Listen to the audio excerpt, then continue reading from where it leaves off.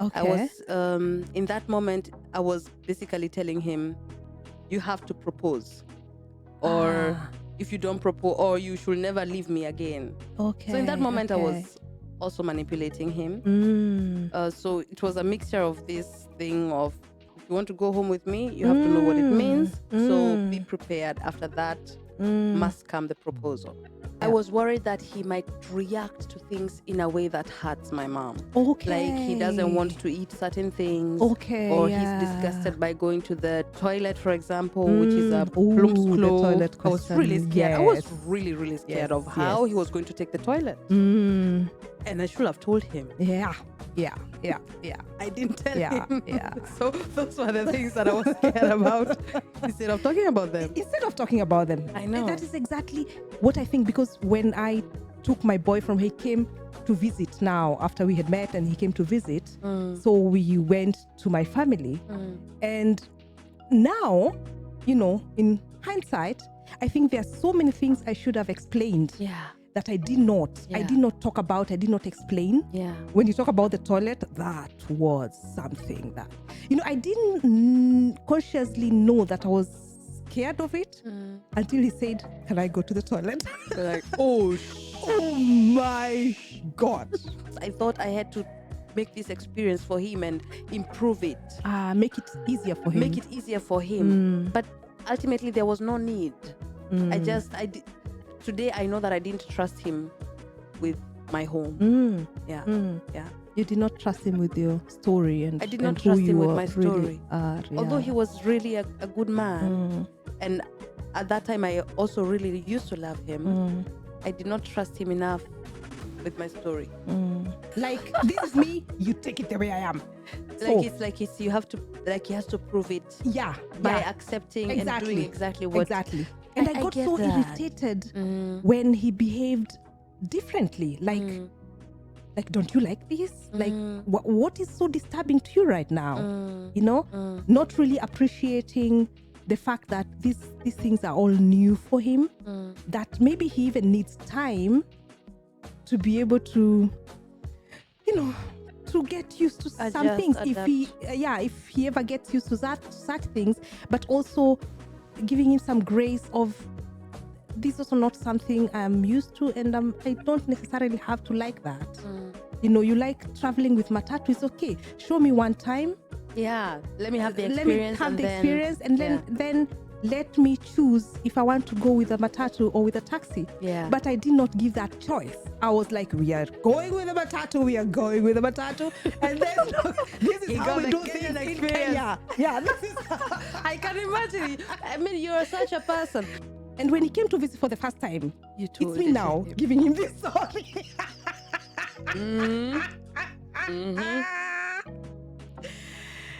And he was so scared. Upholding him so much, thinking he's already automatically better. The way they were talking as if he was a god. And I was already angry. And then I go home, and my mom was, of course, over the top. My mom was so excited about him. My mom was cooking separate nice things for him. My mom was even bought him new slippers. Most of the white boyfriends are. They're used to holding hands all the time. They want to kiss you. Want to kiss? Don't you dare! Don't you dare try to kiss me. At some front point of he my- wanted to have sex. I was like, are you crazy? You cannot have sex in your mother's You house. want to have sex in my mother's house? Never. That's a no. You don't do that. You simply don't do that. Hello, everyone. Welcome to another podcast of your favorite conversations, Far From Home Diaspora Conversations. My name is Wambui, your host, and I am Carol, the other host. we're very glad to have you once more. Thank you for your subscriptions. Thank you for your likes, your comments. We really appreciate you. And today we have brought with us an interesting topic that most of you are going to relate with. Maybe you let us know. We want to talk about the first time we took our white boyfriends. Some of us are its ex-boyfriends now, but still the same. We want to talk about how was it for us and also for the boyfriends, and also to look at well, maybe the no-goes and the to-dos that we learned from that experience. And we hope you're going to enjoy this conversation. And before we begin, I would like to really, really appreciate our sponsors, TEDx Media, and we're going to let you know more about TEDx Media in the course of the conversation. Yes. I'm really excited about this conversation today. Me too. We've been talking about it for some time now. Yeah. And when I was going through all the things that happened, for me, it's 2 boyfriends that I took to Kenya. Okay, that would be interesting to sort of compare and contrast. These are 2 different experiences. Mm-hmm. And it's really, really interesting to just compare. I was laughing alone yesterday evening when I was thinking about this conversation because it was really interesting. Yeah. How was it for you? How long were you in Germany before you took your boyfriend, now ex-boyfriend, to Kenya? I had been living here for 5 years, and it was, I think that time I was going to Kenya since I had come here. When I decided to take my then boyfriend to Kenya, which was a very interesting experience. Yeah. How about you? How long had you been here? Yeah, for me it was, of course, a bit different because I met my boyfriend in Kenya. Yes. So I was with him there.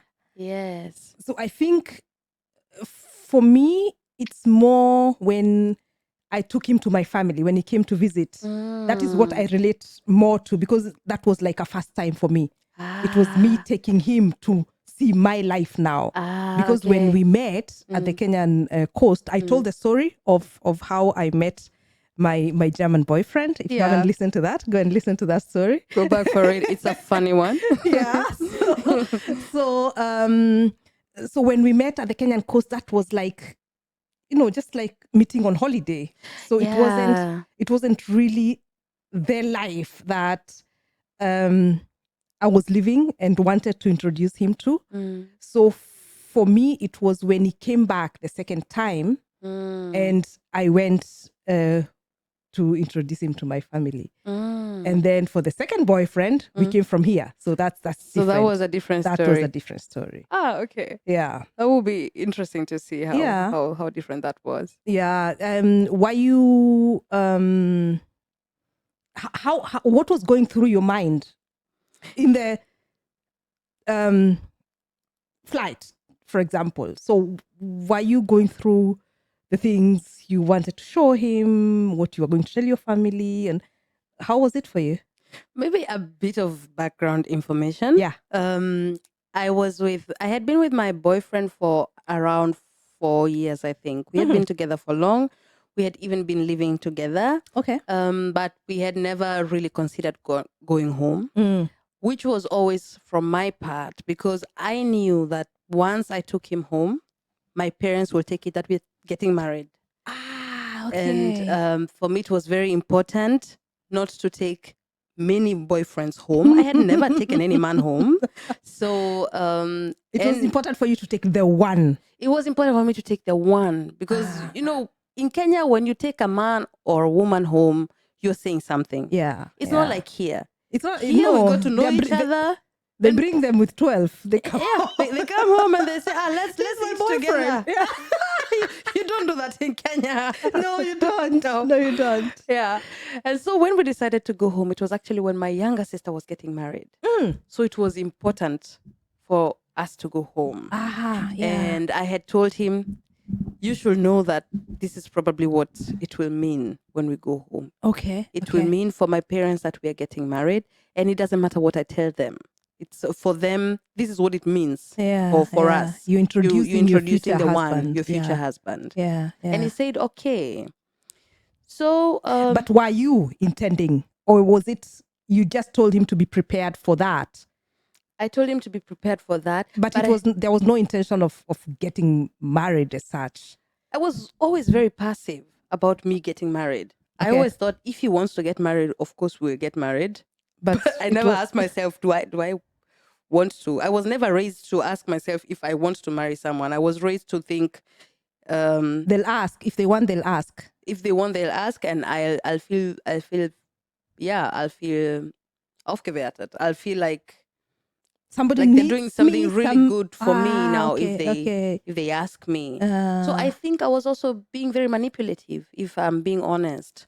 I Okay. was in that moment I was basically telling him, you have to propose, or if you don't propose, or you should never leave me again. Okay. So in that moment I okay. was also manipulating him. Mm. So it was a mixture of this thing of, if you want to go home with me, you have to know what it means. So be prepared. After that must come the proposal. Okay. Yeah. Yeah. So to answer your question, when I was in the flight, I was asking myself all manner of things.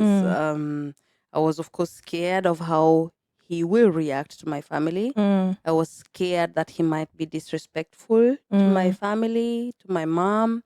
That's one thing that that I'm always very careful about. If you're disrespectful to my parents, so I assumed he was going to look down on us.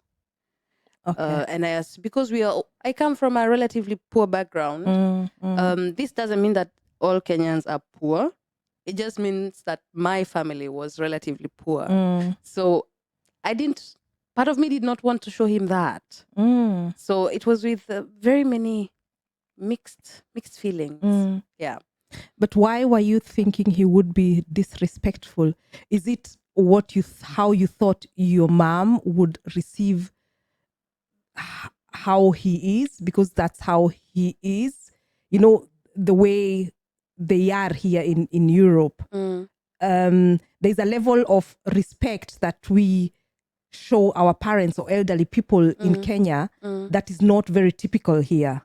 So No. was it that you knew him to be somebody who can be disrespectful, or were you worried about how your mother would receive what it the does. ways of this other culture that she doesn't know and understand? Maybe more in that direction. I was worried of.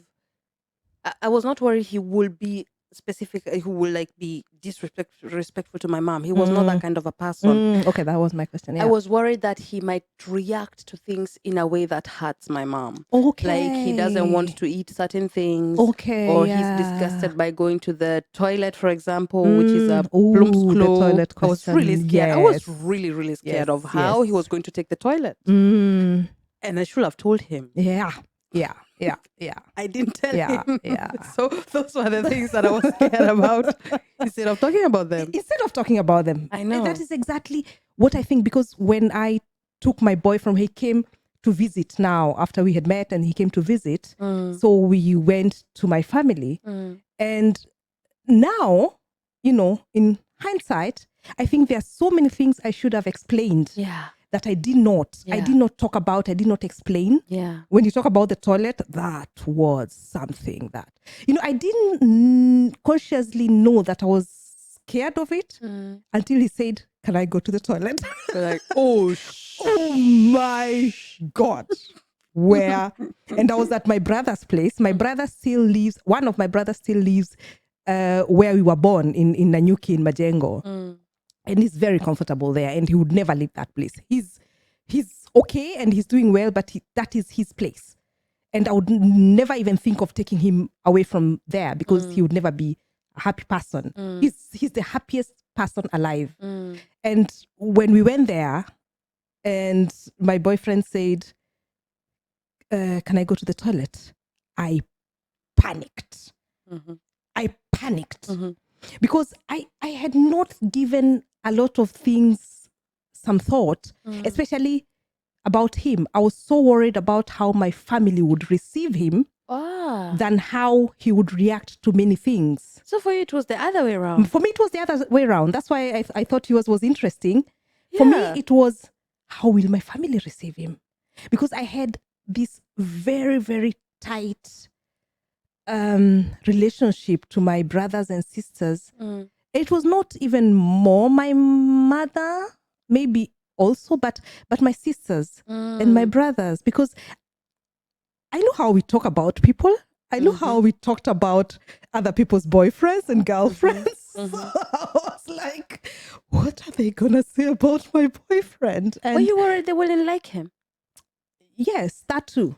My biggest problem or the biggest worry was being in this very close relationship with them, being some kind of a gang, we were together. Will he fit into that? And I was really, really scared about that. Because I thought, if I am with somebody who doesn't fit into that, can I be with him? Yeah. I get that. And that was the thing I was most scared about. That I didn't even think about anything else. I didn't think about how he would react to things. I was taking him to places like the normal way. And that is why I would really advise somebody who's taking somebody from another culture who doesn't know the way you do things. I would advise you to talk about these things. Yeah. Tell him more. Tell him about your family. Tell him about your culture. Tell him about, if, like Wambui says, if you live in a situation which they are not used to, explain that. And also trust them with, like with my ex, I was so worried about it, but then he told me, oh, but I know that we used to go to that kind of a toilet, I don't know where. So I think when I look back, I think I was way too worried, and I did not trust him enough to carry that home experience for me. I did not trust. I thought I had to make this experience for him and improve it. Make it easier for him. But ultimately, there was no need. Today I know that I didn't trust him with my home. Yeah. You did not trust him with your story, and I did not and trust who him you with my story. really Although he was really a good man, and at that time I also really used to love him, I did not trust him enough with my story to tell him the whole truth. And I think today, if you're with someone and you can be vulnerable enough and tell them what to expect, I don't think it's a big deal. But at that point, I thought it's a big deal. I think somebody who loves you, Yeah, will be with you, will do everything with you. Yeah. You just need to communicate. Communication is Communication. But these are things we are learning now. Yeah. I'm learning that now. Yeah. Now I know I can talk about these things.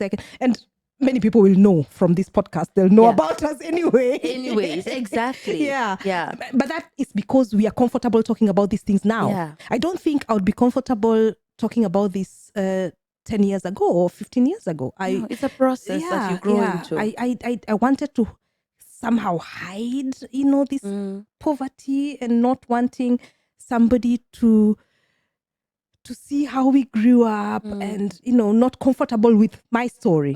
But I think I made him go through, because of this, it maybe not caring how he would take it.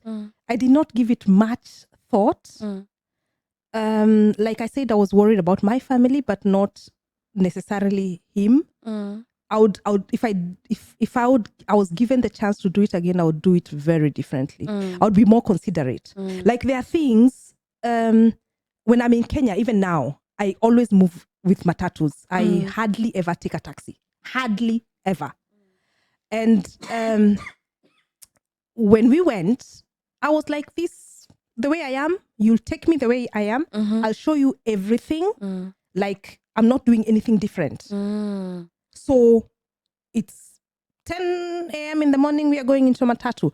It's 6 in the evening, rush hour, full. We are standing in line, I don't know, for 2 hours waiting for a matatu, making him go through things that were really unnecessary. But it was me being hard and showing him, this is my life and you have to experience this the way I take it or have nothing. Yes, like, this is me, you take it the way I am.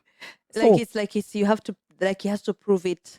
By accepting and doing exactly what. Exactly. And I got so irritated when he behaved differently. Like, don't you like this? Like, what is so disturbing to you right now? Not really appreciating the fact that these things are all new for him, that maybe he even needs time to be able to, to get used to some things. If he ever gets used to such things, but also giving him some grace of this is also not something I'm used to, and I don't necessarily have to like that. You know, you like traveling with matatu, it's okay. Show me one time. Yeah, let me have the Let me experience. have and the then, experience, and then let me choose if I want to go with a matatu or with a taxi. Yeah. But I did not give that choice. I was like, we are going with a matatu, we are going with a matatu. And then this is He how got we the do Kenyan things in experience. Kenya. Yeah, this is I can imagine. I mean, you're such a person. But I think we should I am always for giving ourselves grace all the time for everything, for the decisions we've made. Because, Carol, when you came here, who prepared you? nobody, really. Nobody prepared you. Nobody thought to tell you how the neighbors will be. Nobody thought to tell you how the train situations will be. Nobody thought to tell you even that the Haltestellen, the bus stops, are at specific points. You can't just go somewhere and stand and wait for it. So I think it's, on one hand, because of the experience we've had, it's definitely better to know that, okay, now I've learned this. But it's also good to give ourselves grace for back then, because this is how we came. So we assumed that's how we are going to take them home. This is how they are going to learn to be there. So I think... And both are extreme situations. It's not only what he's seeing there, it's also what I saw here. Yes, but some things for both of us, it's extreme. But somehow we expect more from ourselves. We expect more, that we should have made it a bit different for them than we ask of them to make it easier for us. It easier for us. We assume that it's okay for us to go through whatever we went through here. So. And also some experiences that were, I remember, my brother at that time used to live in Mudhurwa. Mudhurwa is also some kind of a ghetto in Nairobi. He is still a police officer, and they are given housing by the government. So you're given your house where you work.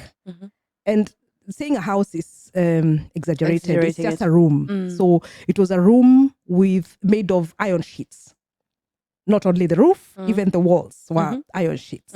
It was one room where we were living, and there was just a small, this is what here Germans call basin kammer, just a small room where my brother had a bed, and it was just a very small bed. I've never seen a bed like that ever since. It was just this thin, because, you know, like a broom cabinet. So he would get in and fall into bed. There was no place to stand or do anything. It was just, and then he would wake up, stand up, and just get out. It was that. It was just to sleep. And in the other room, which was our living room, our kitchen, we had one bed, and it was for us three, my sisters and me. So it was us three sleeping on that bed, and my brother sleeping in the other room. So he came in, and he's looking at the kitchen. The kitchen is just a small corner, you know. And then we have a meko, this just one gas, you know, it's just like this table. That is our kitchen. That was all. Yeah. And he's looking. And then above that, there was a small line where we were hanging our underwears. Just above the kitchen. I remember him looking. Why? And making photos because he was so shocked. I don't know why we were hanging underwears there, just above the kitchen. But really, because we used to hide our underwear like nobody's business. Yeah, but we used to wash them because, you know, the bathroom was outside. And then come with the underwears and hang them. Otherwise, we would have had to hang them above the sofa or above the bed, which would drop into the bed. Or, you know, it was just a small room. There was no space. There was no space. So that was the only space. So he was just moving with his eyes and watching everything, shocked. And me, my brother, my sisters, we are laughing, we are talking. And the guy is in shock. Just, you know, looking at everything. And Mudhurwa is near Marikiti market, the biggest food market in in Kenya, I think, is Marikiti, the biggest fresh food market. So the farmers come at 3 a.m. in the morning and they sell their products there. Yeah. My mom used to sell things in Marikiti. Yeah. So, and then it was behind the house was a train railway. And every 5 minutes, there was a train passing. Oh, and if you're living in an iron sheet house, it's loud. Jesus. So it's like he was like this all the time, every time. And the trains were loud. Every time the train was passing, he was like this. It was so loud. So I'm looking at him and thinking, why are you like that? Why are you exaggerating? It's just a train passing, It's we had gotten so used to it that we were not hearing them anymore. Because that is what the brain does. Yeah. You get used to these things but for him everything was new. And then let me start laughing with him. I don't know what's coming. Because of Marikiti, it's fresh food. It's a fresh food market. That means there are rats. I know where you're going. There are rats and big rats. Yeah. Big, huge rats. Rats that don't run away when they see you. No, they look at you like they this. Stop and look at you like this.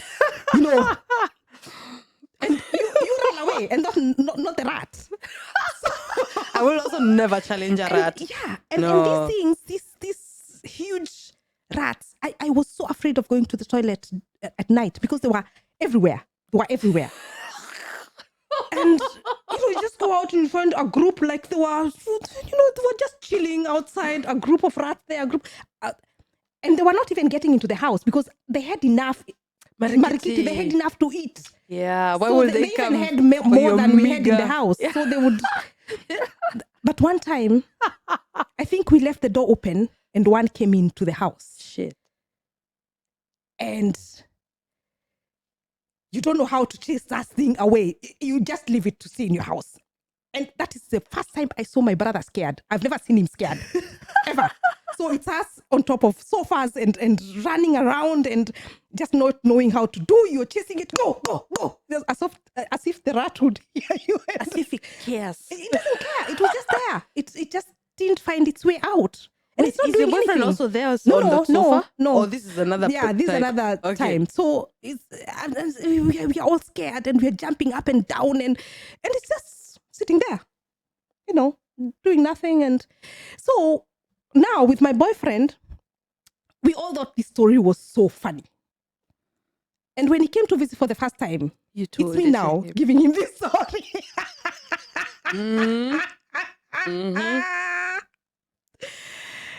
And he was so scared.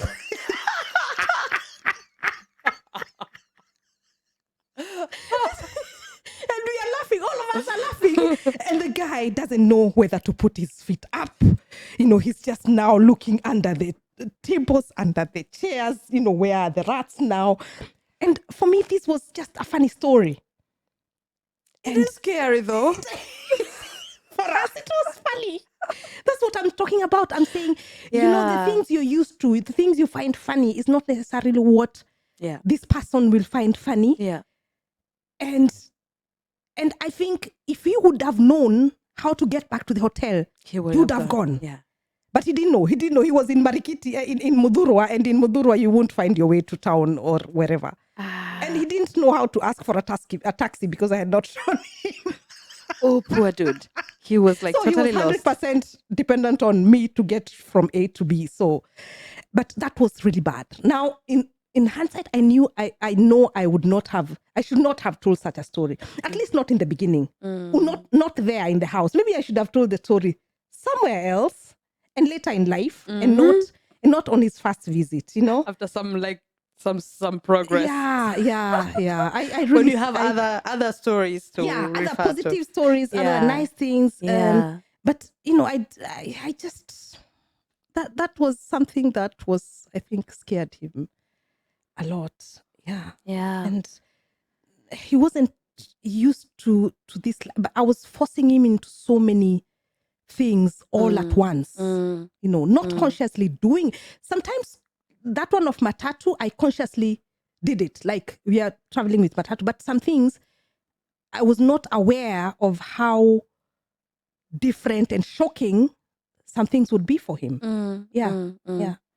Yeah, and I think when the people think about the animals that they're going to see in Kenya, they don't necessarily think about rats.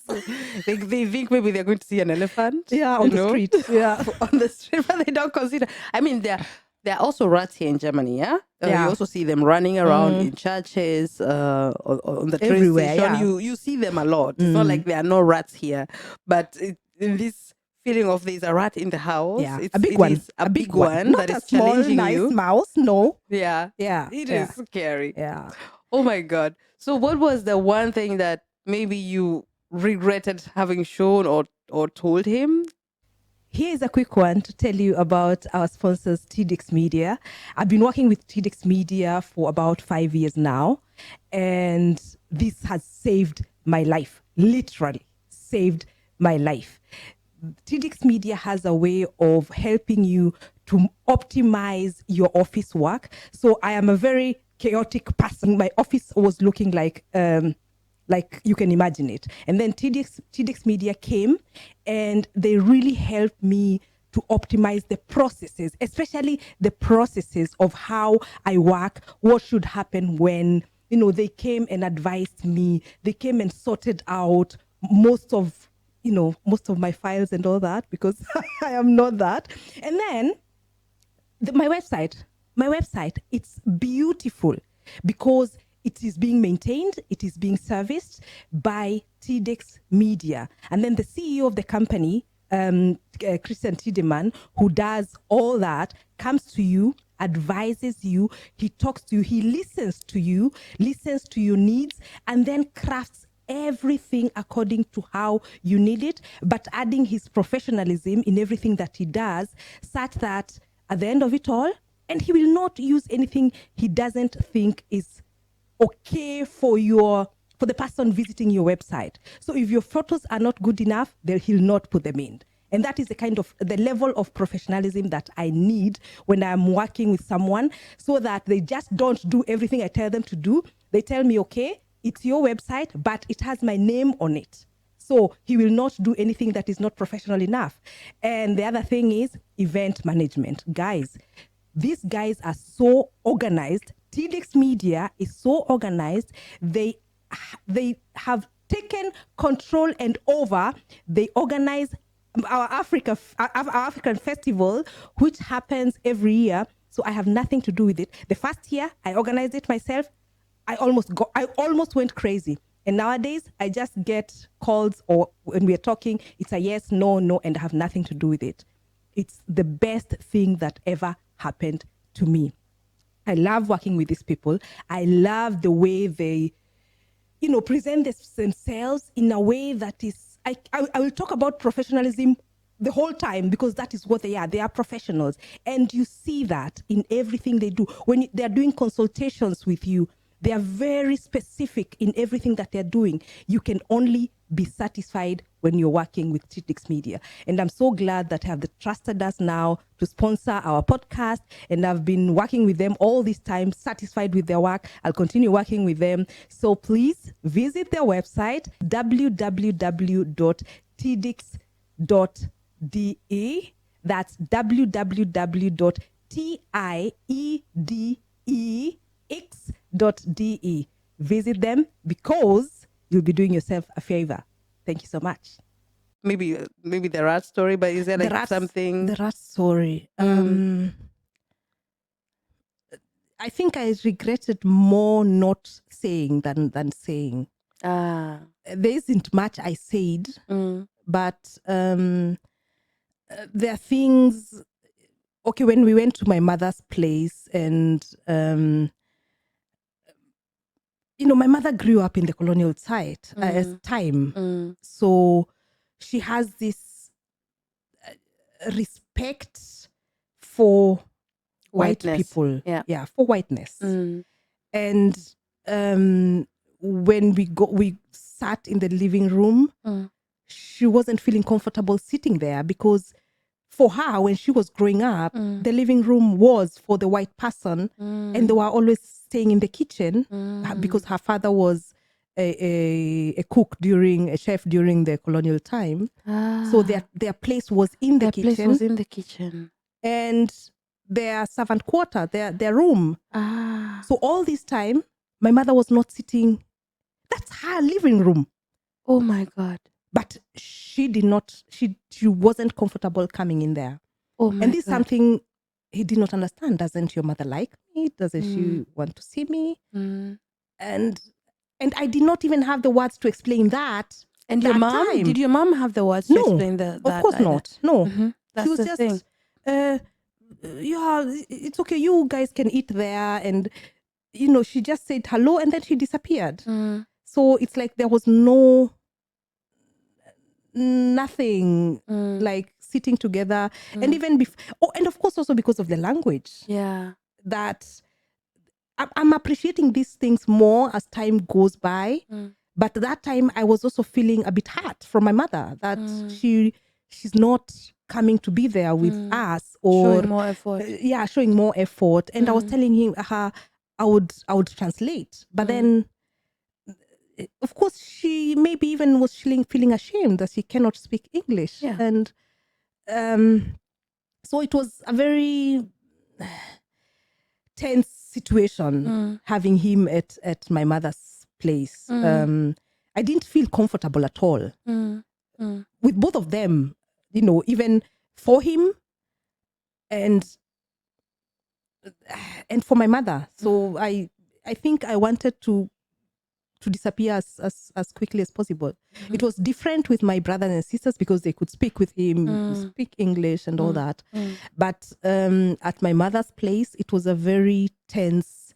So I did not explain that to him because I did not have the words to explain that to him. And I was kind of angry also because I thought when he asked, I did not think he was asking out of the normal way of how they do things here. They come to the table, they eat together, the whole family. So it was us eating. My mother has cooked for us. We're eating alone. So when he asked, why is she not coming to us? I got angry at him for asking, because I had so many things in my head, I was angry at my mother. I was angry at myself. I was angry at him. I was just angry. You had a big feeling of anger. Yeah, a big feeling of anger of the whole situation. Yeah. And also what I talked about in my story, this is a white man I'm bringing home. Yeah. What are the neighbors going to say now? Yeah. What do they think, where I got this man? So there was a lot. There was a lot going on. With. Yeah, yeah. And we didn't talk about all that. And that is the thing, actually. Yeah. I think these are the things I will talk about today. Yeah. But that, again, as you say, we did not have the language for this. We did not, like for me, my mom received him very well, of course, because you had a story that you associated with shame, with bringing a white man home. Yeah. For me, it was a story of a huge success. Yeah. At home, my ex-boyfriend being white was already an achievement. I remember when I went and took him to church, a woman told me, God has finally shined his face on you. Oh, wow. I was like, wow. Wow. Right. Okay. Did you feel like that? Did you feel this? I have now arrived. By this time, I was so angry now. I was infuriated. What really made me angry was the first reaction, the first contact of my boyfriend with Kenya was at the airport. Already there, my ex got out of the airport much, much quicker than I did because, of course, he had his German passport. So he went out. Kenya. And that is in Kenya. Yeah. There were several people coming to help him carry his luggage. Nobody came to ask me if they could carry my luggage. So already I was very infuriated and already had started looking into racism and how this works. And I was so infuriated that my people are actually the one perpetuating so much racism, upholding him so much, thinking he's already automatically better. The way they were talking as if he was a god. And I was already angry. And then I go home and my mom was, of course, over the top. My mom was so excited about him. My mom was cooking separate nice things for him. My mom was even bought him new slippers because he was not supposed to walk Barefoot. barefoot. And my ex, he loved walking barefoot. So the first thing he did when he got home was remove his shoes and just walk barefoot because he loved it. And my mom was like, no. Don't walk barefoot. I don't know. She thought he was gonna get sick. And all this time I'm feeling ashamed of my mom, ashamed that she's treating him this way, and also ashamed that I did not tell him that this is what would happen. Yes. The effect his whiteness would have on my family. This is not something we had talked about because we had also never talked about the effect my blackness would have brought to his family. Yeah. Of course, it did have an effect. We just never talked about it. But we both knew. Yeah. We both knew. Yeah. Whenever we went to the grandparents, there was a moment of silence that we never really considered. There was all these dynamics that we both knew were happening, but we never talked about them. So when I brought him home, I did not tell him the dynamics that would start taking place when he got there. So for him, it was also very strange. My grandmother refused him to go home. We had gone to visit her, and she was like, no, he cannot take a matatu. You are taking a taxi. And she even gave us money for the taxi. Oh, really? Yeah. My grandmother has a lot of money. Yeah. But for this time, it was like, oh, but no, she doesn't no. do for you. She doesn't. Does she do that? No, Okay. no, not a taxi. Unless something has happened. My grandmother has given us a lot of money, but it was never like, take a taxi. Yeah. So it was very specifically for this man. Yeah. And she even booked a room for us in Rongai at some point and told us not to go back to Kiserian anymore. So it was a whole load of special treatment all the time, special treatment. And this was making me angry all the time.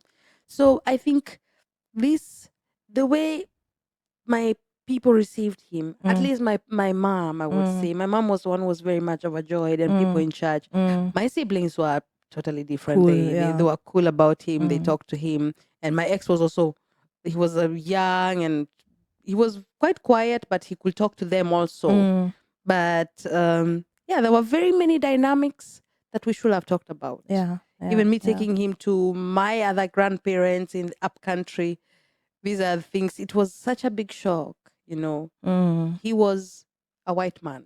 And people made him feel it and see it. Yeah. For me, my first boyfriend was a bit older than me. He was about 15 years older than me.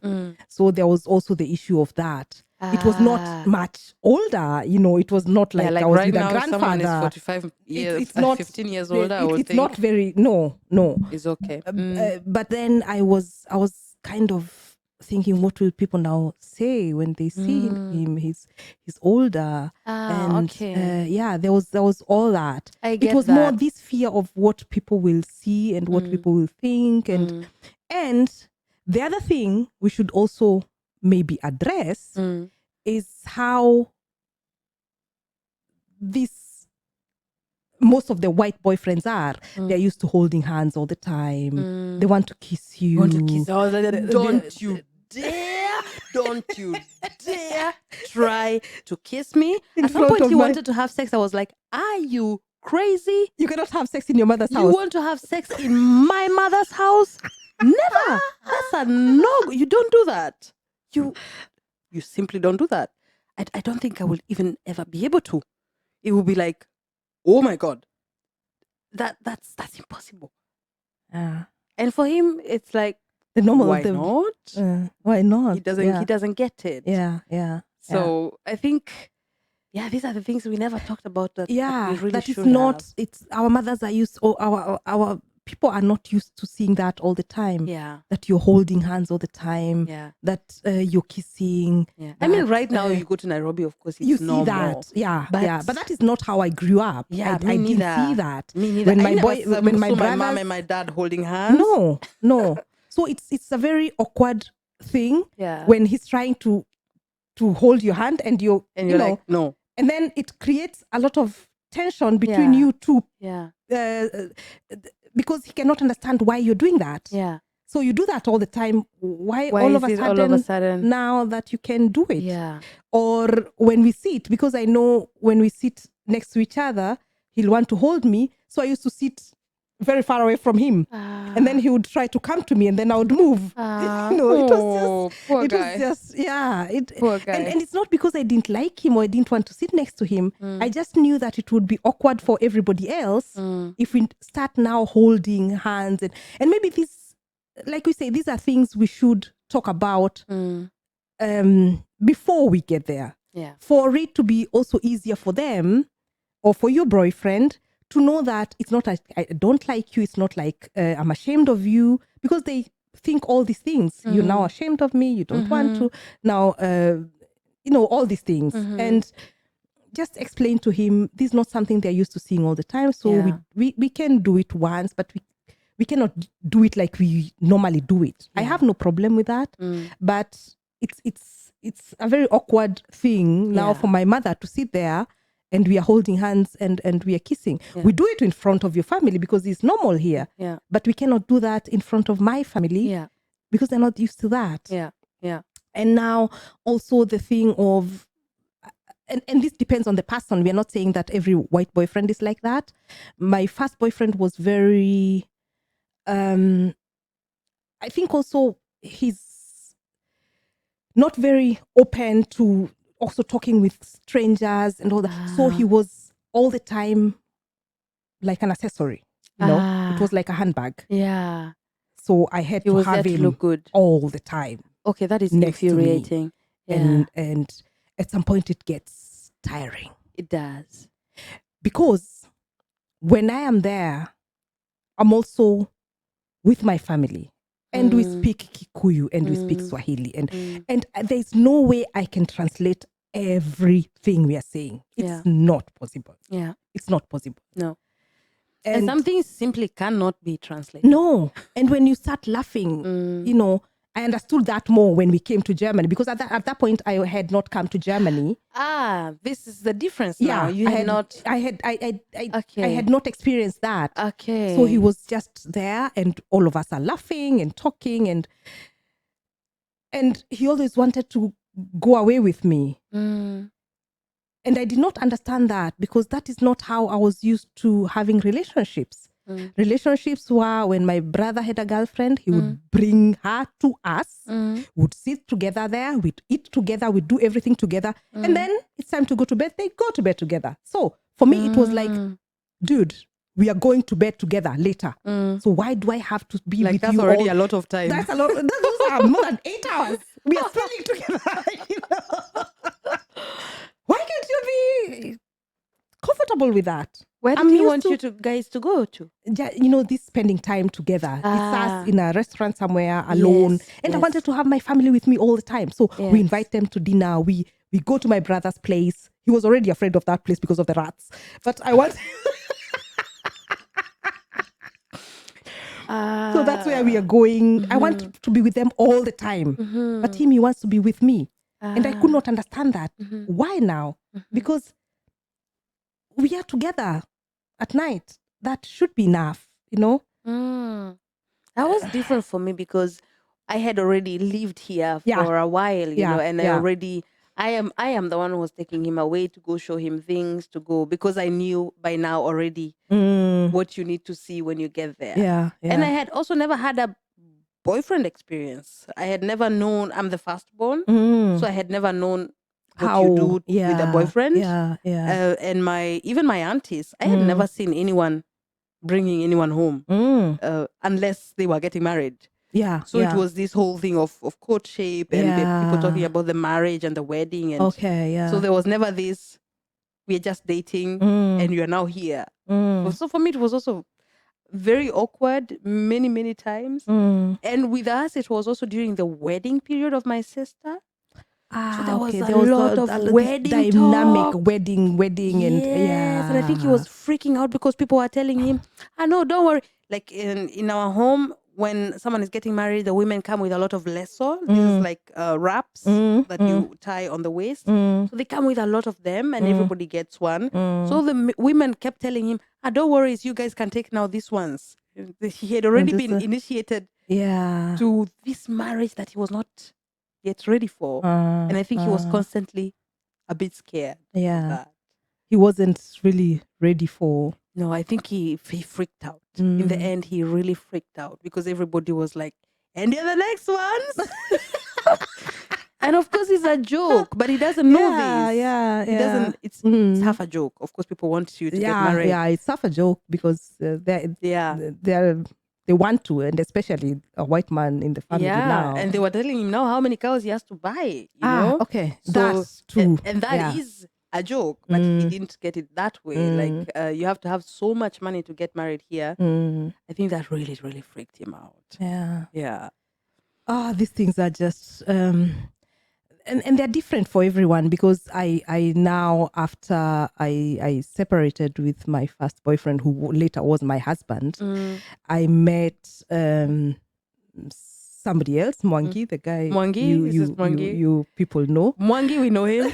I haven't told his story here yet, but so when I went with him to Kenya the first time, and his name is actually Stefan. We just called him Mwangi. Yeah. The first time we went to Kenya, he got the name Mwangi, and that is. So he's also a German. It's not like Mwangi a Kikuyu. He's a German. And that's important. So I went with him for the first time to Kenya after we were together for some months. Wow. Yeah. You are courageous. Yeah. Some months because we went in summer. I remember it was around June, and we had started dating in February that year. Wow. Yeah. You guys are making huge strides. Excited. No, I was so excited. I was so in love and excited, and I wanted to introduce him to my family. This was totally different the first. Now this one you wanted. I really wanted to introduce him to the family, and I was so excited about that. And we arrived in Nairobi at around, and it was a surprise for the whole family. Only my brother knew because he's the one who picked us up from the airport. So we went to visit to my sisters. They had a shop on River Road.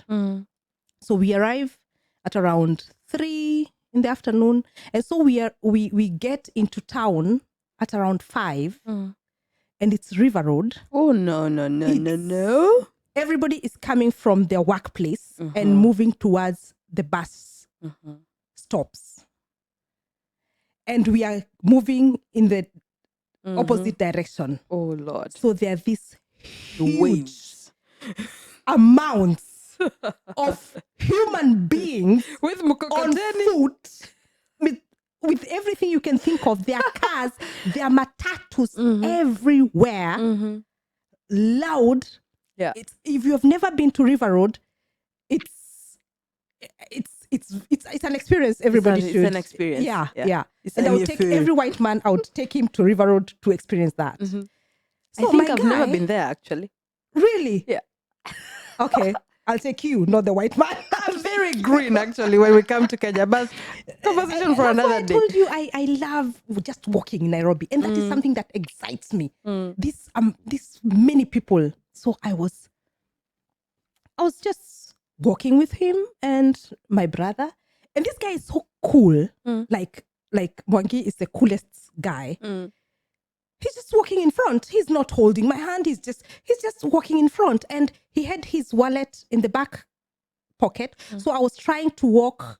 I'm not saying that you'll be robbed left, right, and center, but you have to be careful. Like, especially when you're in a River Road. Yeah, River Road. Take care of your stuff. Yeah. I just don't put on my golden things. Just being conscious, just being careful. Yeah. So I took it out of his pocket.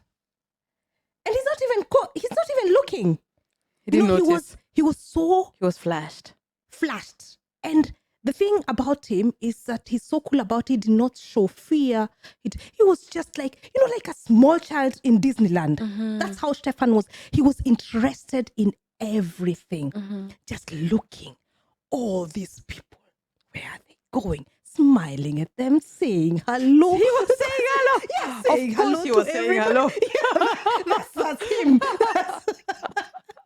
And it was a very different experience. So it's me now trying to stop him. You don't even know where you're going. He was in front of us. He's leading. Just moving. And he doesn't know where we're going. So I went, took his wallet, put it in my handbag. And then, so I was just pushing him this side when I noticed he's going too much on the right or to the left. Just pushing and just moving. And then we go where my sisters were living into the shop there. And people are looking at him, the white guy, he's, it was just like this. He clicked immediately with everybody. And now it was me trying to control that a bit. Because he's the kind of person who would, we were at my sister's place there, and then he says hello to somebody, he moves and starts talking to that one, and then he moves, he doesn't even know where I am.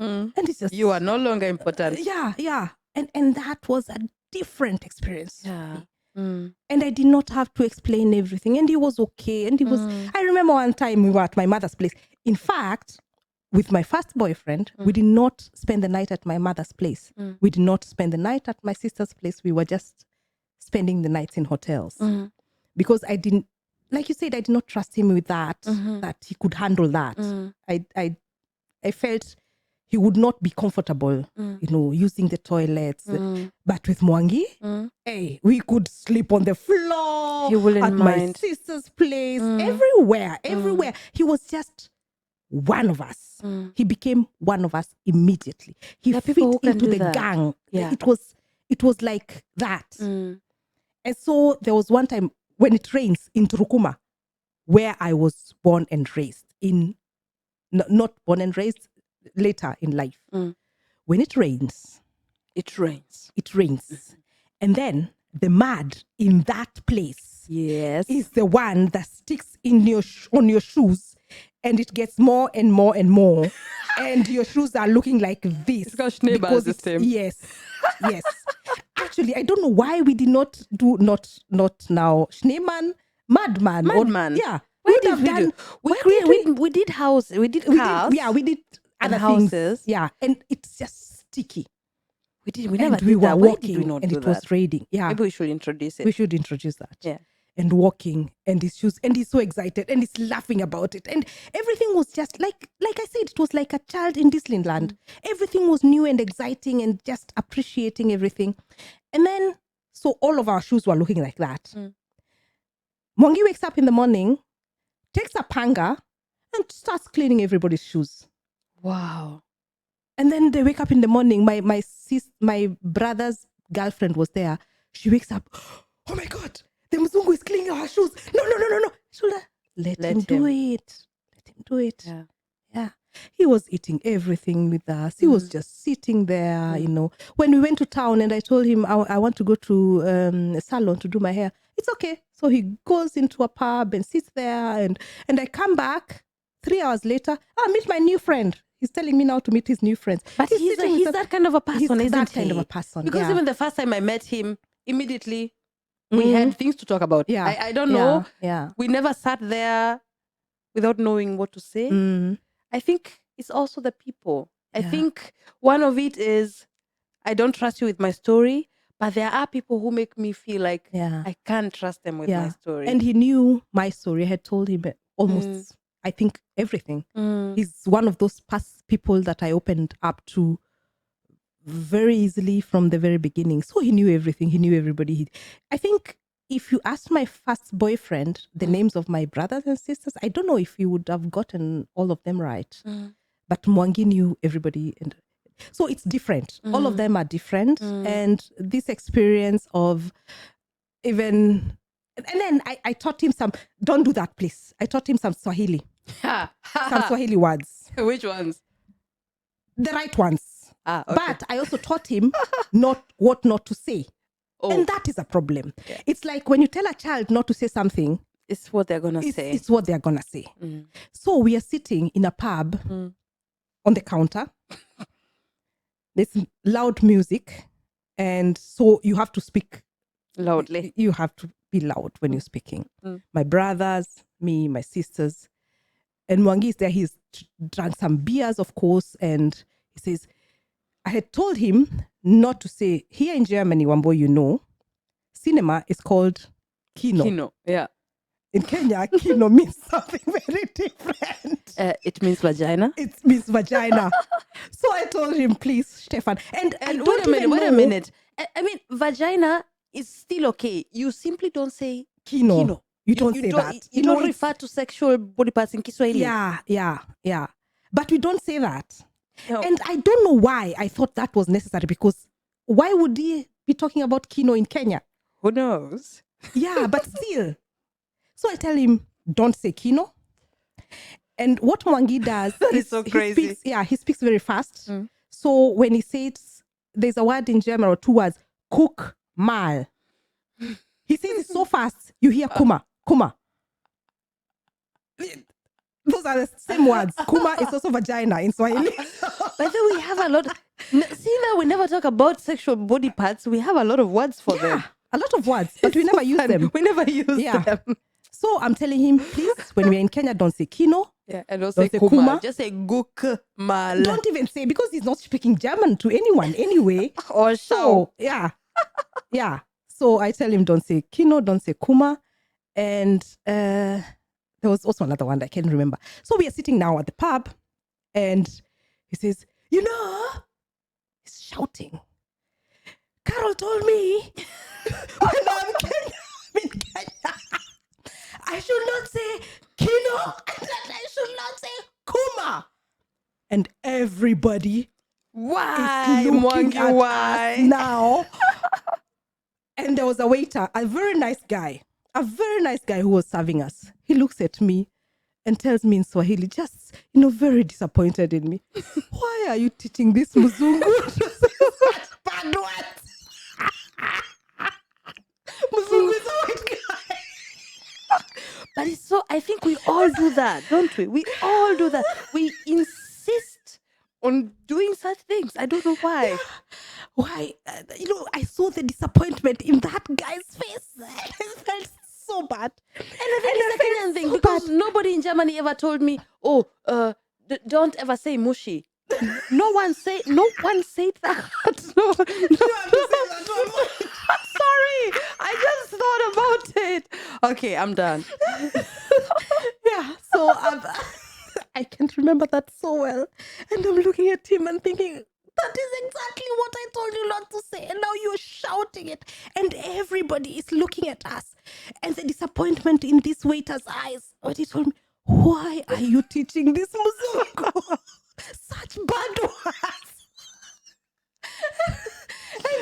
And, it's just, don't tell them what not to say. Because it's like a child, they'll say it. Mm-hmm. Just let conversations flow. Let them, let him just say what he wants to say. And then also, he wanted to order his beer in Swahili. So such things I had taught him.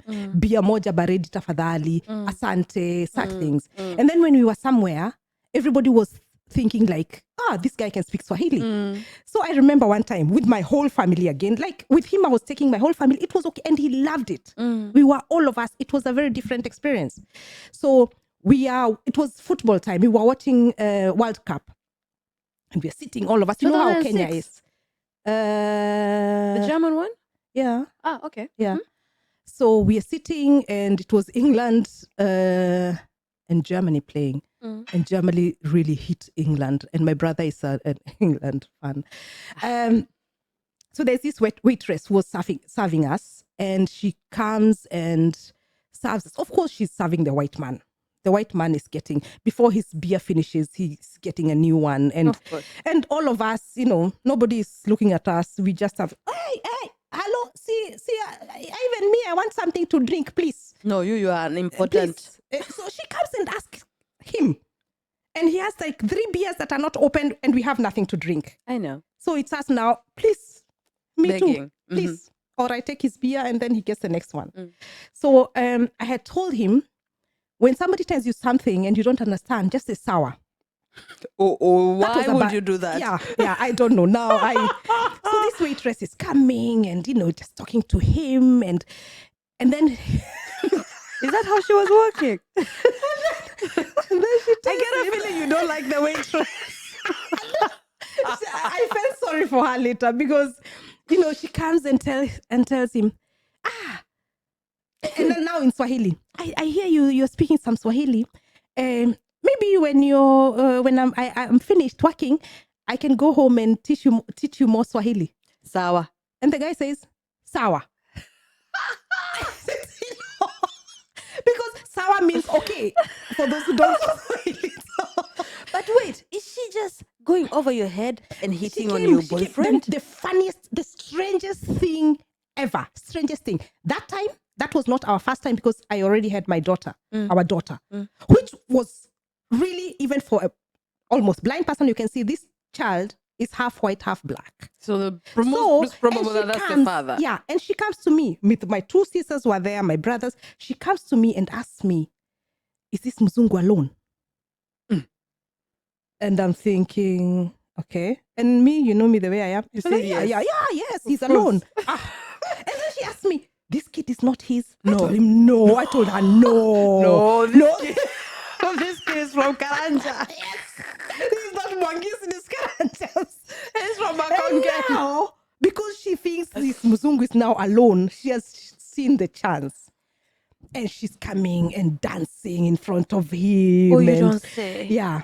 Oh, no. And then she tells him, "I teach you Swahili," and he says, "Sawa." Now her position is 100% sure. Zisha, that one is debunked. It's done. A done deal. And then she's finished. It was around 6 and she wants to go home. So she says she has to bring the bill. She brings the bill and of course gives the bill to who? To the white guy. Yeah. And Mwangi doesn't have a cent in his pocket. and he did not, because I know him and I was so comfortable telling her that because I know him and I know he did not even know how she looked like. He was not interested. So she gives him the bill and he says, no, my wife is paying. And she looked at me. She was ashamed. She was angry at me. But why? She was just being an idiot. Actually, yeah. But I felt sorry for her. But you know this happens a lot in Kenya. Were like here. Yeah. I've actually had now these days, women actually come and tell you, "Is it okay if I hit on your guy?" I think it's another level this Yeah, days. that is another level. Yeah. But so with Mwangi, crazy. I would have said yes. Just to.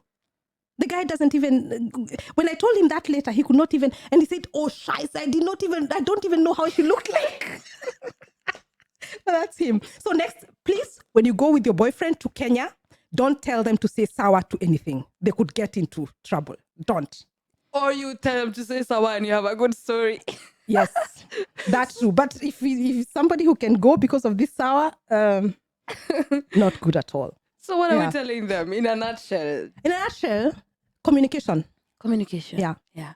Communication. Talk about these things. Tell them, explain things. Explain things. Yeah.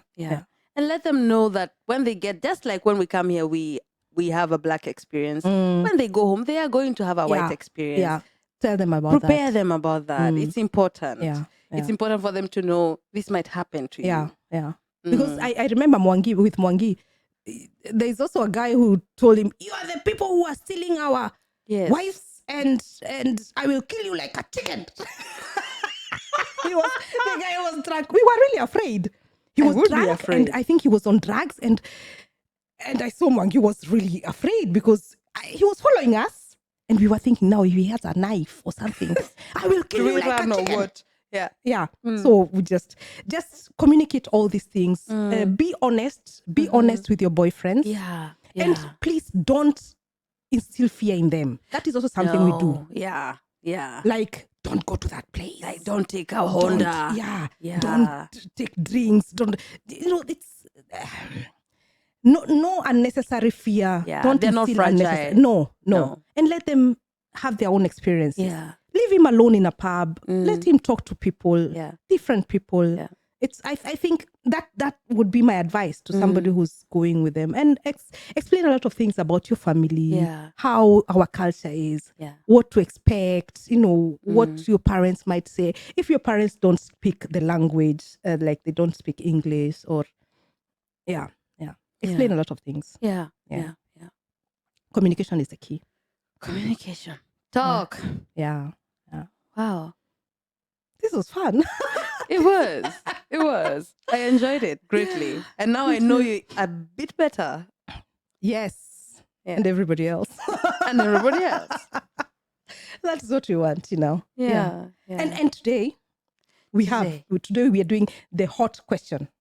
We forgot it last time, right? Yeah, we didn't have time. Yeah. We didn't have time. It was Wambui has to catch the bus and the train, and it's sometimes a bit difficult. So that is why we didn't have the hot seat question the last 2 times. Yeah. Was it 2 times? Yeah. So, but it was actually 3 times. Oh, 3 times. Yeah. Yeah, 3 times. Yeah. Kanyuira, I know you were waiting for that now. Yeah, we saw that Kanyuira on YouTube, and he commented and said he was waiting for the hot seat question. So this one is especially for you. Yeah, exactly. So Wambui, oh you my are God. on the hot seat. Oh Lord Almighty. Yes, and let me get prepared. Yes, my hot. Don't. I will not ask you if you must masturbate. You told us that. Okay, nothing else can shock me now. Yeah, exactly. So Go ahead. So my question to you is, Wambui, I don't know if you're dating or not. That is not the question for now. But if you were given one wish to create the guy you'd want to be with, it's something God tells you now, Wambui, here is a structure, mold the guy you want to have. What would he look like? How would he be? Who would he be? Is there a person who is that right now? Or would you do something very different? God came and told me he is mad. Create your own kind of guy the way you want him. Yes. To look like and to be like. Yes. I think for me that would be the most important question, how he is rather than how he looks like. But I think both. You have the option of both. I have the option you can also say he would look like this person who already exists, but then the other qualities.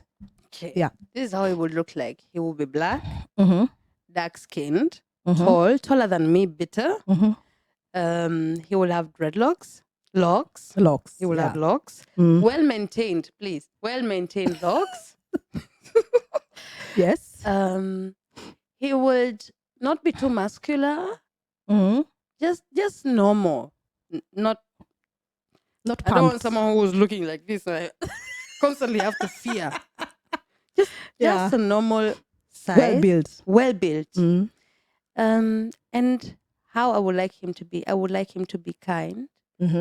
I would like him to know some form of a God. Honestly, I wouldn't mind which one. A spiritual person. A spiritual person. Okay, yeah. And I would like him to be intelligent. You look like I don't like people who because I know sometimes I'm very judgy about intelligent people, and I've been told I'm arrogant in this aspect. I don't like people who I cannot reason with and talk to about deep things that I consider deep, of course. Like if you come and talk to me about how aeroplanes are made, you are intelligent. I just don't get your intelligence. That is exactly what I wanted to say. Exactly. Where is this intelligence? In what field do you need him to be intelligent? Because does he have to be an academic? He doesn't have to be. Okay. He doesn't have to be an academic, not at all. But it will be nice to have conversations about God, about people, about linguistics, literature, especially literature, because I love literature. Somebody who loves to read. Somebody who loves to read or watches good movies. Okay. Because literature is anything, really. Yeah. Yeah.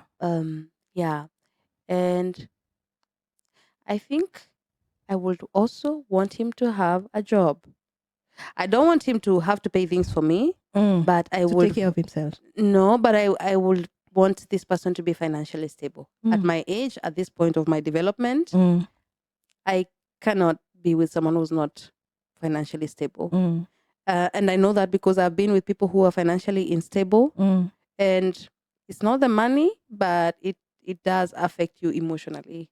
Okay. So that would be it. And now, if he would just now be able to play guitar or be That will be musical in any the way, added, yes. that would be now. Oh, wow! And if he could now sing, Oh my now God. we are in heaven.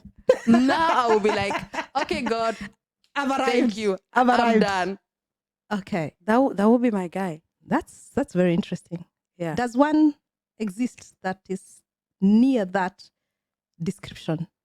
Is there a Currently person? in my life? No. Not in your life. Somewhere, obviously. Somewhere. No, somebody you know. Not personally, but somebody. It can be anybody, an actor, a musician, somebody who could be just near that description. That's a very interesting question, because now I've had so many guys getting into my head, and I've had like suggestions. I have had Chronics cross my mind and walk on. I've had Trevor Noah cross my mind and walk on. So I was like, this one. No, Trevor Noah is mine. Don't take that one. Trevor is yours. Yes, Trevor is mine. Trevor Noah. Okay, you're already mine. Keep Trevor, yes. because I don't think Trevor can sing. So I don't mind that. No, I don't need him to sing. I just want him to speak. I'm okay with that. Okay. Yeah.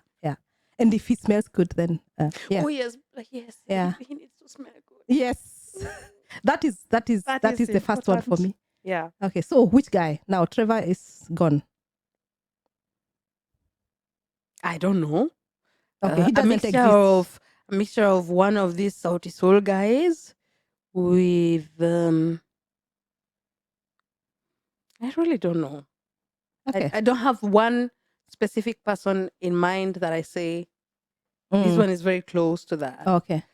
Because like when I think about Chronics, I like the way Chronics sings. Yeah. But I don't like the other things. So it's like, okay. So that guy doesn't exist. So Wambui, you're doomed forever.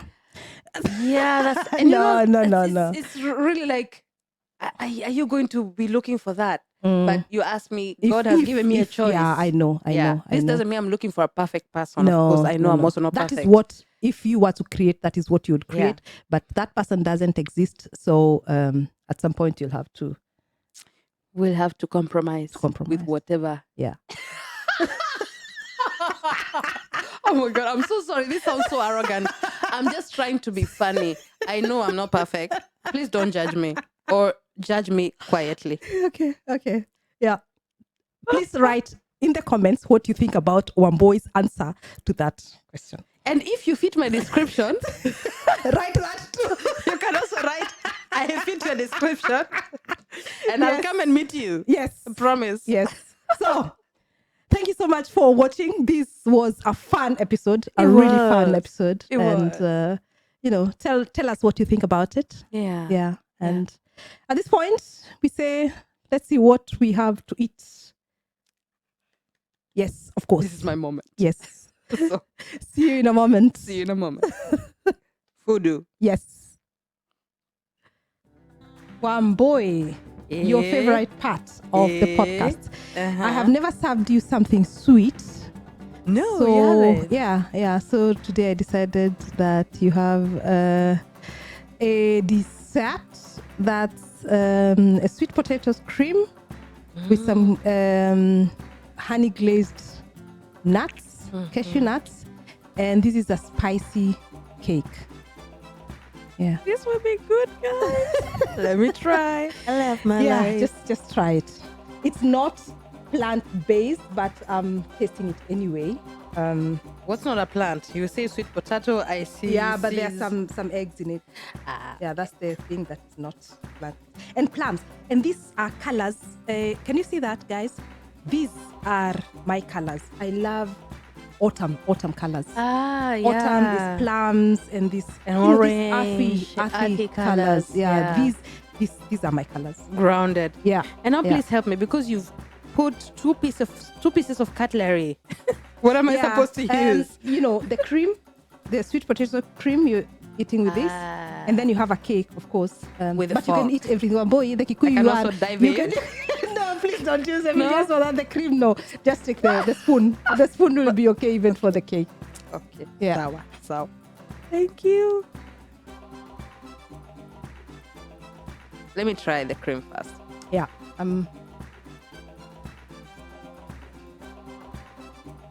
How is it? You said sweet potato? Yes. Wow. This doesn't taste like sweet potato, guys. Nothing about this tastes like sweet potato. It's really, really good. Taste the cake. Let me taste I know you love cakes. This lady, she loves. No, I love one specific cake. That one from Edika. Yeah, Just one. Yeah, that one. That one. That one.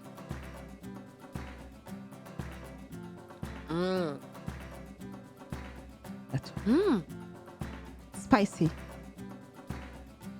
This is what you meant with spicy. Yeah, it's a spicy cake. It tastes like a sweet pilau. No? Mandazi? Yes, because there's cardamom and ginger and cinnamon.